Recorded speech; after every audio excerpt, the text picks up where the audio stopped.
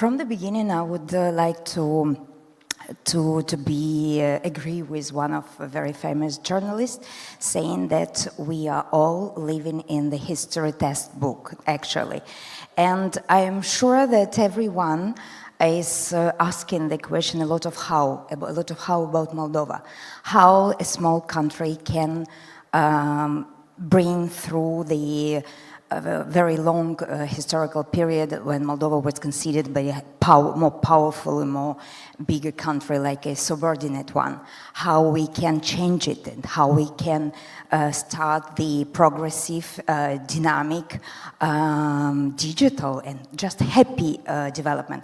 So another how we can stop and protect our population from brain drain, and we know that Moldova was suffering a lot about this problem.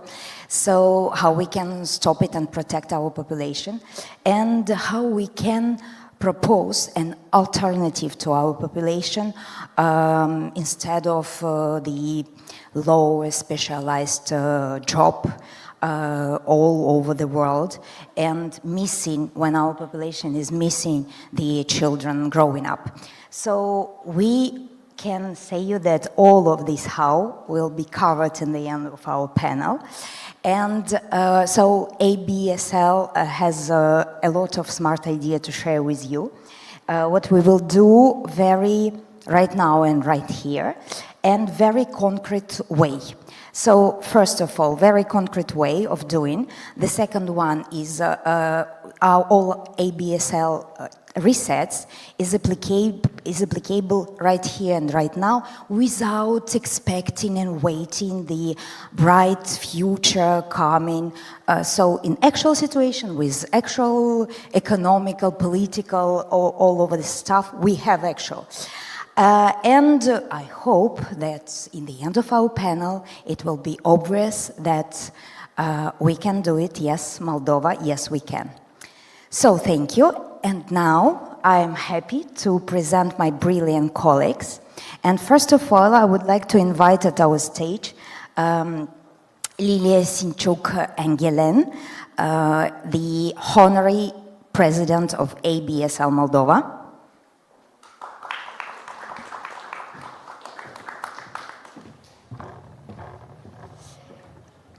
So our foreign guest, Andrew Robel, founder partner of Emerging Europe.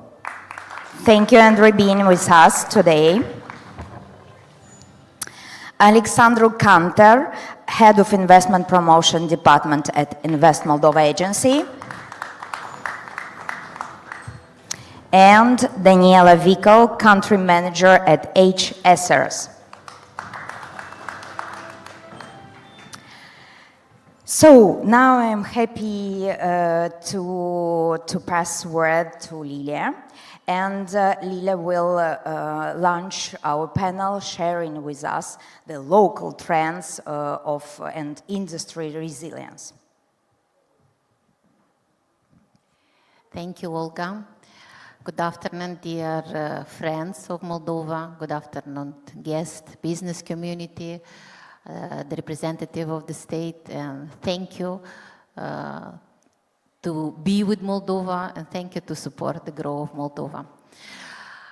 Today I want to share first of all regarding ABSL. ABSL International, it's an international structure. It's one of the leading actually NGO in Europe. It's representing a lot of sectors. And it's present in a lot of countries, okay, as all the association we have targets, and one of them is of course advocacy. I will share after that already more detailed information. Our slogan is accelerating growth, building sector expertise and sharing global values.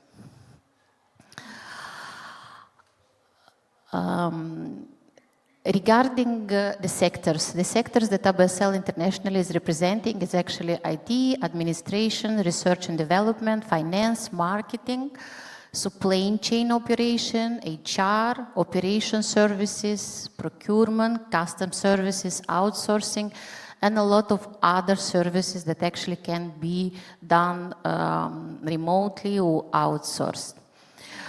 Regarding the country in which, regarding the business service in Europe, according all the analytic reports that we have from our colleagues, we are sure that we can, till 2007, have about 200 million people in this sector. And this is important to mention that a big part of them, it's in the knowledge-intensive sector. Not only IT, because ABSL actually in Moldova, it's not representing the IT area, but we are extremely proud of everything that this sector did in Moldova and about the success story of Moldova, and we are supporting this very much. But beside this, the sectors that are, beside this, we have a lot of other sectors that are covered, and according all the analytics, about 70% of the jobs, actually, they are creating and everything out of IT, because not everybody has the capacity to do this, and the diversity of the sector, of the areas that can be covered, and HR and finance and custom care, etc., it's enormous and it's always growing.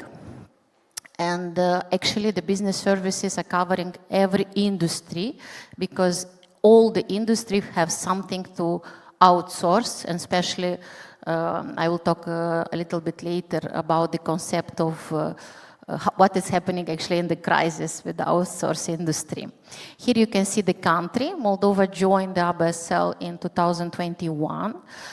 We are really welcoming everybody to join ABSL. You can have more information in absl.md and see all our targets, networking events. Regarding advocacy, for us it's important, not only advocacy, but all our actions. It's important, as Olga mentioned, to keep the people home. And of course, the business service sector, it's one of the opportunity actually to employ people practically after the high school, or mothers that want to have a part-time job, or people in the region, and not only, to stay in Moldova with a very high salary, and not only in Moldova or in Chisinau, but also in the region, also at home, near the parents.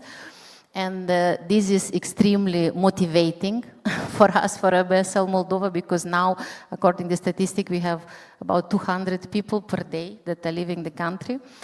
And I think the business service sector is the crucial and a very important sector that can give the solution, because the youth, it's not so orientated to work hard work, not physically work, put it that way, in the industry or maybe in agriculture. As I mentioned, not everybody have the ability to work in IT. And like this, the big diversity of everything that can be outsourced or done remotely, it's a great opportunity. And we have huge example. For example, only from US diaspora, we have more than 1,000 jobs created in Moldova. And after the pandemic, they understood more that everything that can be done remotely in US or Italy or Ireland can be done also in Moldova. And with a better fiscal system, actually one of the best in European continent, but I will not steal the bread of our state representative. And that is very important, and actually this is the message.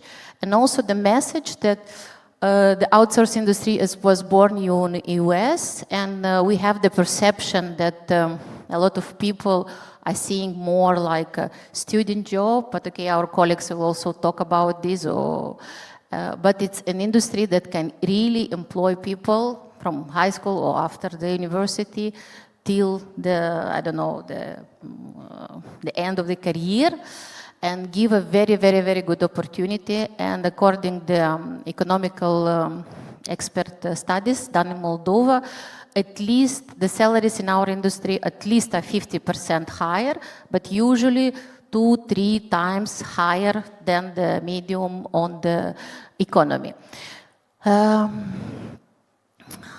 Those are, okay, the countries. And what about ABSL in general, and not only ABSL, but business service sector? We are very, very happy to have the great support of our state institution and our government and Prime Minister and the Minister of Economy, that they are really supporting this industry. And all the beautiful example that we have already now, and we are also working a lot of diaspora. For example, with ABSL, we have 4 workshops per year in order to try to implement with Dia Jobs or Dia Business or somebody that want to be employed in Moldova, or somebody that we can create a better business in Moldova, and a lot of other beautiful initiative. Like this, I think that if you want to be closer to your parents or you want to see the youth home, please become a fan of business service sector. Thank you. If I can ask you something, thank you very much, Andrei. Could you please explain, it was very interesting, even if I know something, but it was, again, I was more proud to be a part of this. Could you please describe in a couple of words ABSL Moldova role in all of this? ABSL Moldova, because it's a part of international organization, it's extremely important in order to make this common force, because the industry is very diversified.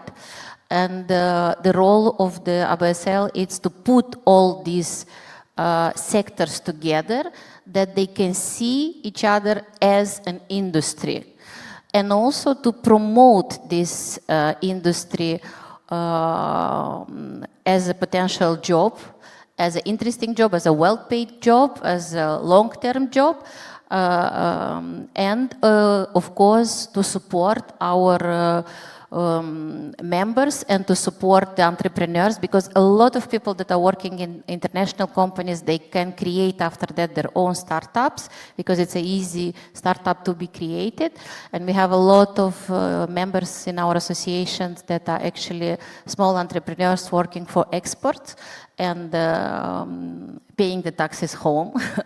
And because of that, a cell role is actually to put all this industry together and to embrace the expertise of the ABSL international community, of the ABSL family, because alone it's much more difficult to do it when you have such a strong family behind it. Thank you very much. And just if I can, again, one question more.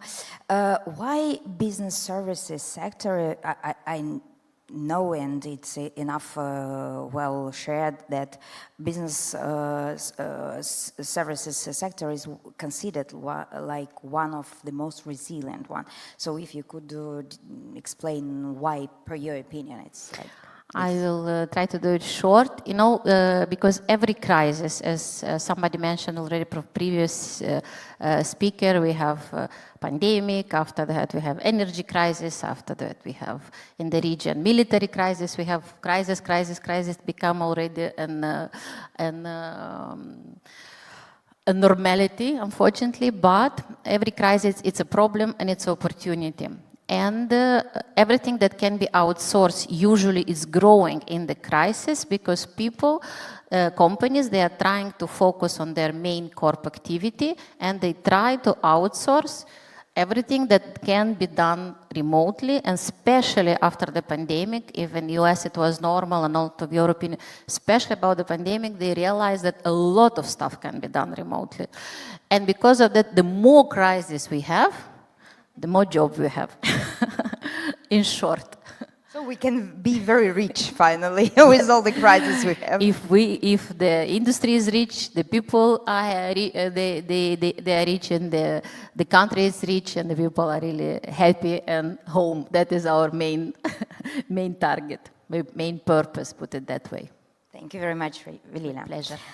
So now we will continue, and Andrew Robel, founding partner of Emergency Europe, we will explore with Andrew the international trends and innovation in business services sector. Thank you very much, and it's great to be here, and I have to ask you to give yourself a round of applause for staying up with us until 4 p.m. So thank you so much, and this round of applause is really useful here. Now, I want to echo some of the things that have been said already about the crisis and how crisis actually, helps develop the sector. And if we look at this year, the value of the outsourcing sector or global business services sector, whichever name we will apply here, is roughly $300 billion US. And it is projected that in 2032, it is going to be almost 14 trillion US dollars. So we see how this outsourcing, just like Lilia said, is developing in the times of crisis. And the interesting thing is that when we had the crisis, and I'm talking about COVID and all the other disruptions on the way, the sector was growing roughly by 10 to 15% per annum. So it is really a sector that has great potential. Now, when we look at Emerging Europe briefly, what I am going to share in a moment is things that I hear from those who want to open a delivery center somewhere in Central and Eastern Europe, and those governments that want to create an environment that is really what investors are looking for. But I think one comment that I need to make before I do that is that we oftentimes forget that those investors, those who come to countries like Moldova, are not really the beneficiaries of what is being provided. It is actually the end clients, those who outsource or those who work, who partner with the companies that come to countries like Moldova. So we need to remember about that, because it's essential for the government, for the ecosystem, to be ready to accommodate these companies, because they will report back to their clients. So some of the things that we hear that are related to what is needed and how the sector is changing globally. If we speak to a new investor, for example, currently I had a call with a company from the UK that is looking to set up a delivery center somewhere in Central and Eastern Europe in cybersecurity. That's the sort of area that they are particularly interested in. The cybersecurity aspect is obviously essential, because they need to understand if they can deliver these services from that place. But apart from that, what is really key is the talent. And that's what I want to focus a bit more. And that talent is not only now, but in fact, it is even more important to see how available and how skilled the talent will be going forward. So investing in education now, and Lilia mentioned that sometimes the sector is perceived as a repetitive, easy job, but it is far from that. In fact, it is highly specialized very often. And we're also, sometimes we're talking about business process outsourcing, BPO, but we are also talking about knowledge process outsourcing or knowledge transfer, and so on and so on. So this is way more complicated than most of us would think. So some of the things that are related to talent. One of the questions that we often get is related to languages. And if people who we want to potentially employ in the organization speak English, it is nothing extraordinary anymore. it is something really required, and everybody should do that. If we're talking about language skills, we're talking about German perhaps, we're talking about French, we're talking about Italian sometimes. So I see German being the language that we are asked about the most, I would say. So preparing the population, the young cohort of potential employees to speak German is something really important. Earlier, Fahed was talking about AI, and I think skills like AI or working with AI, additionally reinvention and soft skills, these are skills that are often looked for. What I mean by reinvention, you know, if we think about probably my parents' career, they had roughly 2 jobs throughout their career. Now they're both retired. When we're talking about ourselves, or you know, maybe not so much about myself, I'm getting close to 50, so it's you know, my career is about to end sooner than later. But probably the people who are entering the labor market right now, they will change their career several times, and being able to reinvent themselves, being able to use the soft skills. You know, we're talking about emotional intelligence. There's way more intelligences that we can talk about, political intelligence as well. And these skills are also needed oftentimes by people who want to find employees in the sector. I think I mentioned the skills. Okay, one other thing that we hear very often is anything related to sustainability and ESG. I don't know how many of you know what ESG stands for. I don't know. Okay. Perfect, fantastic. So this is something that investors are also looking for, especially with this you know, big drive for diversity and inclusion, things like that, and we need to be prepared for that as well. But there's also European law that is coming just next year that will require about, if I'm not mistaken, about 50,000 companies across the EU to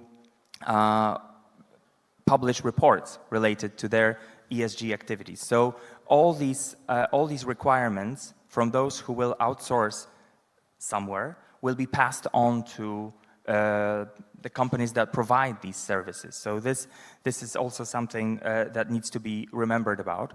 Now, I mentioned the cybersecurity company. We are at the moment we are actually looking for several companies.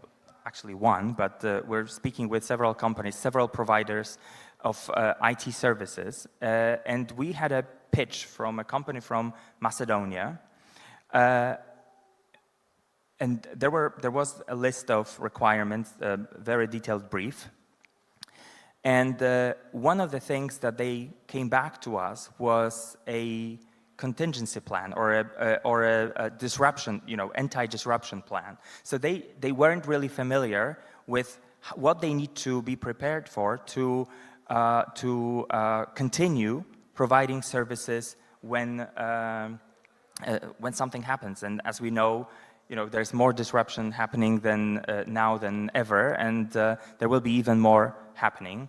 If we look at Ukraine right now, you know, some companies have 3 power generators, 3 internet providers. This is the business continuity plan that we are actually talking about. The last thing that I wanted to ask you about is, how many of you have ever heard the concept of impact sourcing? Oh, one person. Okay.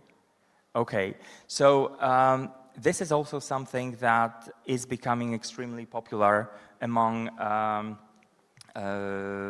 companies that want to outsource. And impact sourcing is related to employing people from less privileged communities. And we're not talking about, because sometimes, and this is the misconception around impact sourcing is often linked to places like Africa, or, you know, this cannot be more false. In fact, we have communities like that all over the place, in the UK, in the US. Veterans sometimes, for example, now in Ukraine, but also in the US, can be underprivileged, single mothers, for example. And what I can say from what I have seen across different countries that have implemented the rules, this format, I can see that these employees have become way more loyal and want to contribute to the success of the company. So in countries of Central and Eastern Europe, I oftentimes bring the idea of impact sourcing, because I think that this can make a huge difference here. So these are the trends. Happy to talk about other things if you are interested. I will be staying here a little bit longer, so happy to answer questions. Andrew, would you like to have a question? Sure. Okay, we will wait your question. I have one. It was very interesting, this global picture, Andrew. Thank you very much. Thank you. You know, we are Moldavian, and every time we ask ourselves, okay, and Moldova in this global picture? Well, I think I mentioned one thing related to German. I think, you know, if you look at, I posted something on LinkedIn before coming here, and there were 2 questions about what Moldova can offer, and one question was related to German. So how fast are we able to scale with German in Moldova? So I think looking at this language, considering the proximity to the German markets, I think that is something that I would look into. And the other thing, I would definitely look at impact sourcing. And, you know, we are in Chisinau right now, but in fact, you have plenty of other places across the country where global business services can actually be implemented and used and provided from. So these are the 2 things that I would point out to. Thank you very much. Thank you very much. Any questions? Okay, so we continue. And I'm happy to go to Alexandru Cantor, Head of Investment Promotion Department at Invest Moldova Agency. And Alexandru will share with us the item about dynamic of Moldavian BSS development and our country competitive advantages. Yes, Andrew, thank you very much.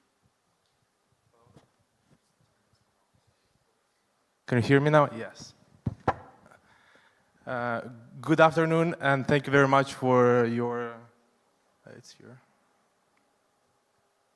Okay. Okay.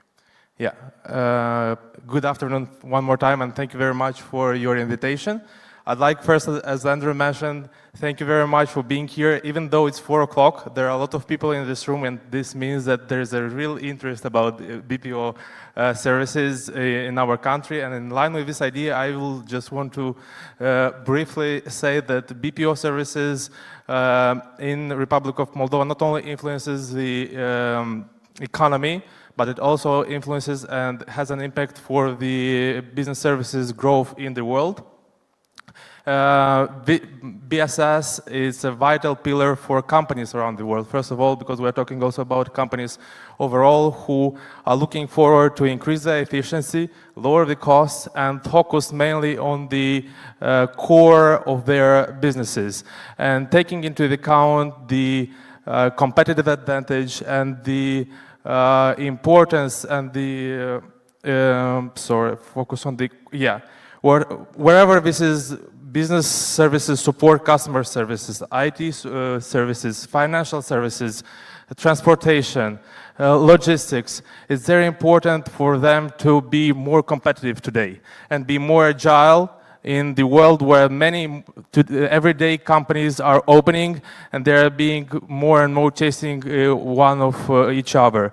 And in this line of idea, I just wanted to present you some key facts regarding Moldova, because business services, it's important for Moldova not only for the economic growth, but also for the job creation, for the skills development, either its IT sector or its customer services, and also for the diversification of the economy, not only concentration on the classic types of jobs, but also IT BPO. We had, for 2023, we have $246 million in the BPO sector, which is 31.5% increase comparing to the 2022. And if we see the graph comparing to 2020, we have doubled the amount of investments in BPO services.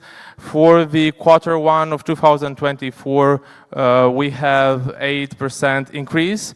Also, the second graph and the pie chart, basically, it shows that 42% of the services in the exports in our country are services.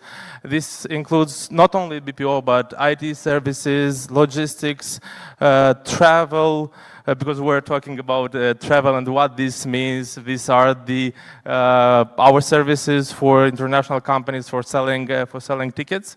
And yeah, I know we agreed for a question, but I just wanted to talk also about the competitive advantage of doing BSS in Moldova. As Andrew mentioned, most of them are also applicable for Republic of Moldova. It's regarding highly educated and multilingual labor force. It's very important because even though many of us think that BSS you can come today, work for or have a training for 1-2 months and be a specialist in BCC, this includes critical thinking.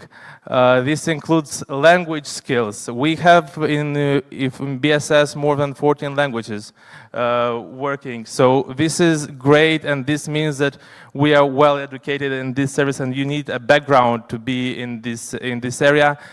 We also, the second one is advantage and reliable ICT infrastructure and openness for the government to support the sector.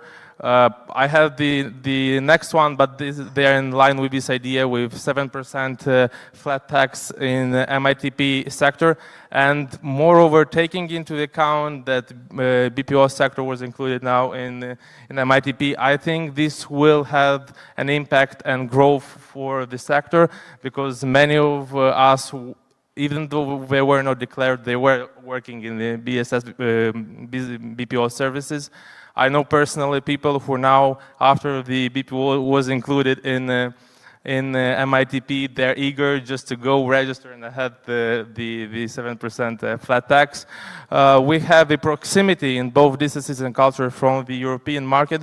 And Andrew said, we have 2-3 hour difference from the European market, but it's not only European, it's also US market, which is a huge part of the BPO services. And here also I would like to point out the eager of our citizens, of our students to work hard, even if it's night shift, taking into the consideration the difference of the time.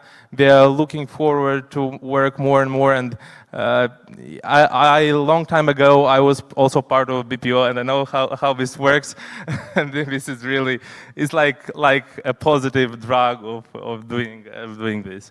And also lower operational costs also is very, very important for businesses around the world. That's why they're coming here to Moldova to lower their costs in a way, but also improving the BPO sector and bringing money here, paying taxes here, and developing our economy too.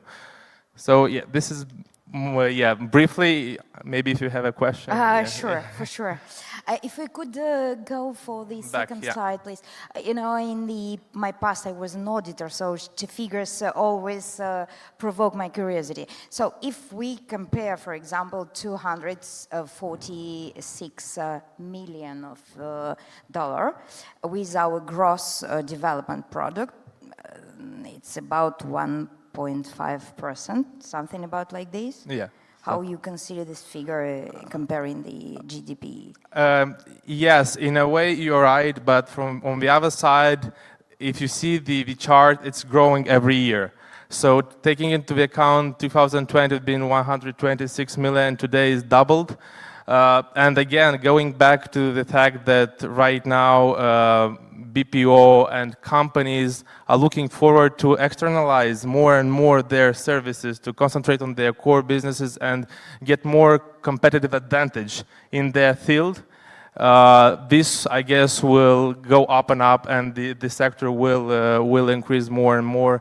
And again, being also now part of the MIT Park and with a flat 7% tax, this will have an influence. So the potential is huge, Yeah. and not only the potential, the figures we are watching now demonstrate that we are already exploring this potential. Yes, you're right. And before that, we can give, I don't want to give the name of the company, but we at Invest Moldova are working with IT and BPO companies coming to us looking for the perspectives of Moldova. We have a person, especially on IT and BPO focused, and having negotiations with them, providing the salaries, average salaries of Moldova, the competitive advantage of the country. And we have every month 2-3 companies looking for that, and they are coming to Moldova. So the trend is really, really positive on that. Thank you very much, Alex. Thank you. So we go through, and now Daniela Vical will share with us. Daniela is a country manager of Age Essers, and Daniela will share with us the success story of Essers. Good afternoon, everyone. Olga, thank you for the introduction. So indeed, here I'm representing ESS organization, and mainly I will speak about our office in Chișinău today. If I will be able to move the slides. Okay, and if I go back a little bit. Okay, so for those who don't know yet, ESS is a Belgian transportation company. So we are founded in Belgium in 1928, very long time ago. So this means we are a company with a history already, and also with already a big presence on the European market. Some corporate figures about us. So our organization has a revenue of 1.1 billion of euros. We have more than 7,000 employees in more than 18 countries, and one of these countries is Moldova as well. We have also our own warehouses, so this means we have more than 1,300,000 square meters of warehouses where we can give the goods of our customers. And as well, we have our own trucks, more than 1,400, our own trailers, more than 4,000. We have safe box, ISO tanks. So all these numbers show the fact that our company is focused on the transportation of different kinds of goods, be it chemicals goods, pharmaceutical goods, high security goods, goods for infrastructure, so on and so forth. Okay, but the question is, what do we do in Moldova, right? That's the question we have to answer today. In Moldova, we are a shared service center. So before I move on, I want all us to align what a shared service center stands for. This is the definition ChatGPT gave to me. So I will share the definition with you. A shared service center is a centralized unit within an organization that provides services to different departments of a company. So in my way of speaking, with my words, ESers in Moldova is an entity created inside ESS organization providing services for all departments in Belgium. So mainly our internal customers are our main customers and the single ones. So we are working for our head office from Belgium. So what does this mean? ADPC, like a shared service center, this is the fiscal name in Moldova, EC Data Processing Center. We have two main customers in Belgium. We have transportation business units from Belgium, and here I'm speaking about the pharmaceutical business unit, chemical one, infra one. So we provide services for all the transportation business units, services like order management, customer care, forwarding, invoicing. And the other are one of the biggest also internal customer are the support units, finance and HR. And for finance and HR, we do provide services like accounting and like payroll. So mainly 80% of our employees, they are working for transportation business units, and only 20% they are focused on the support units for our head office from Belgium. Okay, how are we organized in a shared service center? So here you have the slide of our leadership team. So our organization in Moldova is divided per functional stream. So this means we have the first department, order management one, led by Valeria. Valeria is working for us 7 years. We have the customer care and payroll department, led by Ludmila Zakharko. She's working for us 10 years already. And we have the last functional stream, the last department, invoicing and accountancy, like the manager, Alexandru Shevchenko, working for us 9 years. So what does bring to us if we divide the operations by functional stream? So first of all, we have control over the quality. Secondly, of course, you centralize all the expertise of your people. You can work also on the standardization of the services. It's easier for us to report all the metrics that we have. And as well, we can have a better and effective collaboration with our stakeholders. So as you see, all the members of our leadership team, they have quite long seniority within our office in Chișinău. And for the business service sector, I mean, this number, like 4 years, 9 years, this means a lot. Our colleagues who have similar jobs like mine know what I'm speaking about in the human resources sector especially. So Adriana is our youngest team member. She's working for us 1 year. But together, all our leadership team members, so we counted and we summed up how many working years of experience we have, and we have 95 together years of working experience together. So within our organization, we are really focused on the internal mobility. So when we have a position of a team coordinator, of a team manager, of course, first we will look internally and then we look externally. But in generally speaking, all our team coordinators, all our team managers, also myself, we all started in operational positions first, and then we've been growing into leadership and management positions. Okay, looking back, so when did we start to operate in Moldova? Long ago, actually, we have quite already a long period in Moldova market as well. So we started in 2008 in Moldova, only with 2 employees at that time in a very small office. And now we are an organization of more than 100 employees. Operating in dual location setup, what does this mean? Andrew mentioned something about contingency. So investors ask about contingency plan because we have a lot of crises and interruptions later on, and it's true. If you see here on the graph, look at the graph 2022, and there you see 97, it's a red bar, so this means this is represented by our office in Chișinău, EDPC1. And you see 27 there, the number of our team members in Romania, Oradea. When the war started, 2022 with Ukraine, we had quite a huge panic in the company, like all the other organizations. So from one hand, we had our people who've been looking at us and just asking, what if the war would scale in Moldova as well? So what do we do? They've been sharing with us intentions to leave the country. And on the other hand, we had our internal customers who've been also asking for contingency for our operations. So what we understood then, in 2022, is the fact that we don't have a contingency. So at that point in time, we didn't have a contingency for our core operations. So this means if the office in Moldova is not working, we block the entire operations in a huge transportation organization. That's why we decided to open another team there in our office in Oradea. And now we have 100 employees in Chișinău and 19, they are working in Oradea for our core processes. So in case something is happening, we have a BCP, we have a contingency for our people, for their inner state and for their feeling of being safe, but also for our internal customers. So mainly, we are a shared service center operating from 2022 in a dual location concept.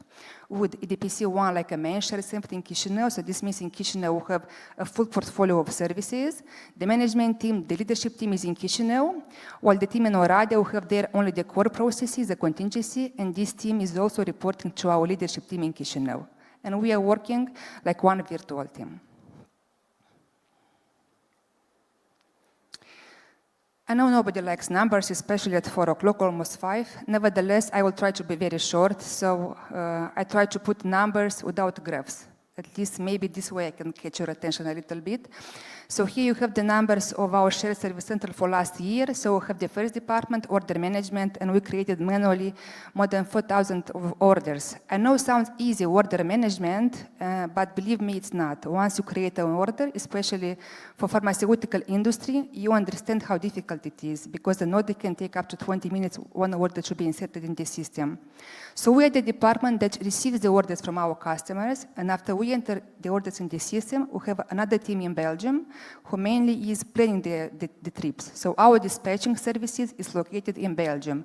So if we don't insert the orders in our system, so this means our planning department in Belgium cannot operate. That's how important are the operations that we do provide in our shared service center in Chisinau. Of course, we have customer care as well, and here you have the numbers. I will not, read them not to lose the time. For the pharmaceutical industry, also for chemicals industry as well, we follow up the shipments, we take care, not to have delays in pickup, in delivery as well. We do inform our customers proactively. Also, we follow up all our trucks. So all our trucks, of course, they have a computer on their board. So we follow all the actions of our drivers. If we see a delay, of course, again, we have to inform the customers, to speak with the drivers. Invoicing and accountancy, the ones who take care, if we transport the goods, they have to invoice, our customers. So we invoiced last year, more than 572,000 of orders, and payroll drivers. The transportation company drivers, they are the ones, who move the truck, metaphorically speaking. So that's why also we checked more than 8,000 of drivers' activities last year. So mainly we checked the activities, and then our HR department from Belgium makes a last check, and then our drivers can receive their salaries. So all this, all together, they had also a big impact on our mission. So mission, the question, so raison d'etre, so why do we exist? That's the mission statement of an organization. From a very small company with 2 people in 2028, performing repetitive tasks to create time for local business in Belgium to focus on their customers. EDPC, today, it's an organization of more than 100 of employees in a dual location concept, having a contingency plan, providing transport management services from order validation to invoicing in order to support the profitable growth in a customer intimate way.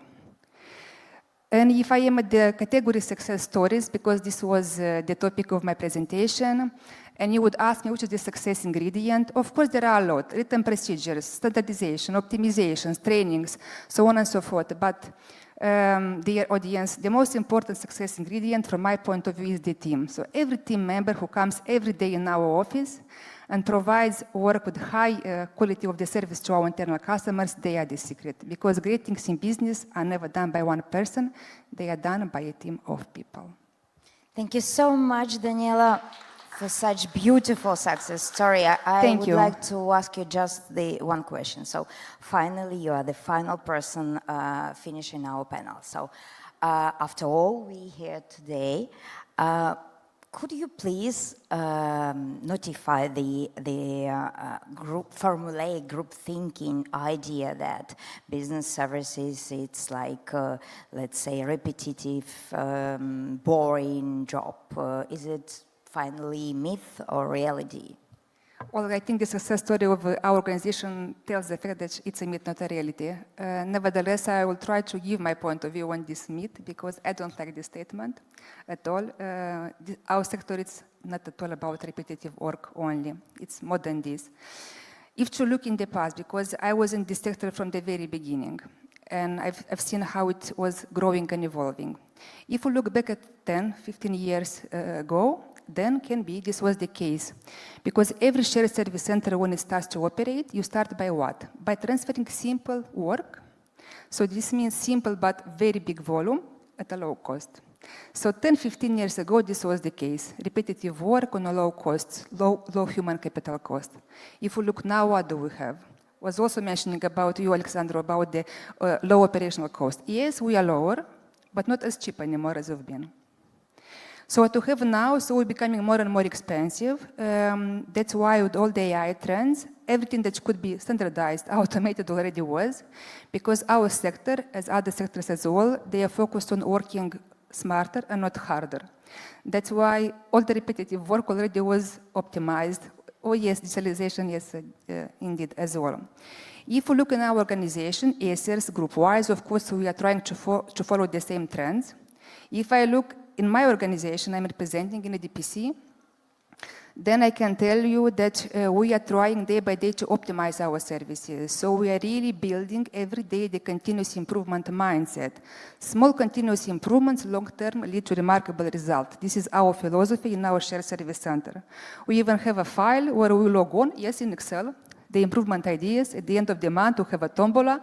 The best ideas, they receive a symbolistic gift as well. So we optimize what we can, nevertheless. Our organization has like a strategic customer intimacy. So this means we have as many exceptions as customers.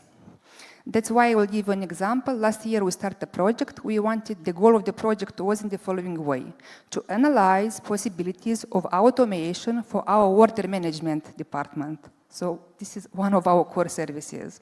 We spent months of analyzing. We analyzed local providers who had magnificent tools based on AI and machine learning. We also analyzed suppliers from Romanian market as well. And after months of huge amount of work done by our team, our conclusion was we cannot automate because our processes are too complex. Why they are so complex? Because they require a lot of analytical thinking, a lot of experience from our people. That's why it's so important to be focused on your team and to keep them in your organization as well. So when we make, our calculations of the result of investment from a department of 35 plus employees, we could automate the work of 2 FTEs, 2 full-time employees. Of course, we close the project. You cannot start a project to automate the work of 2 FTEs out of a department of more than 35 employees. So it's not at all a repetitive job, at all. It's more than this. It's a sector with a huge potential where you can start to work like a student indeed, because also education was mentioned here. It's correct, but also the sector where you can build a career. And I think with the graph of my leadership team, we proved this. So our people come students, but now, they have families and they work for us for years already. Thank you very much, Daniela. You're welcome. I didn't said you, but I'm a little bit medium, and now I'm feeling that Andrew will have some additional thing to share with us. Just a final thought to build on what Daniela just said about the skills. So we can see that these analytical skills are here. I just wanted to echo one report which we published alongside MITP earlier this year, where we talked about the IT skills. And one thought about Moldova, if you look at Central and Eastern Europe, at 23 countries that our organization covers, we have one country that is quite stellar when it comes to digital transformation, and I'm talking about Estonia for now. Now, if we look at the share of IT specialists employed in the economy, Moldova is only second to Estonia now. So I think that shows the potential and the skills that the country has to make use not only in the IT sector, but also in the global services sector. So that was my final thought that I wanted to share with you before we go. Okay, thank you. And Lila? Yeah, thank you very much for everybody. We already pretty close to close the panel. My thing is listening to all the speakers before. I'm very proud actually about ESER's success story. And as you see, only 19 people are in Romania and 100 in Moldova, and even all of them, they had the choice, they stayed in Moldova.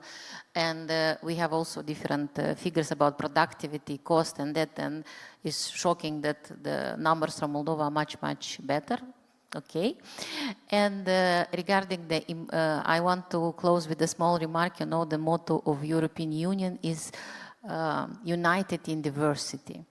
And this is, I think, the motto also of ABSL, because when we see that the services beside IT are 3 times bigger already in Moldova, and how diverse they are, because we have 4 generations working in the same company. It makes age diversity.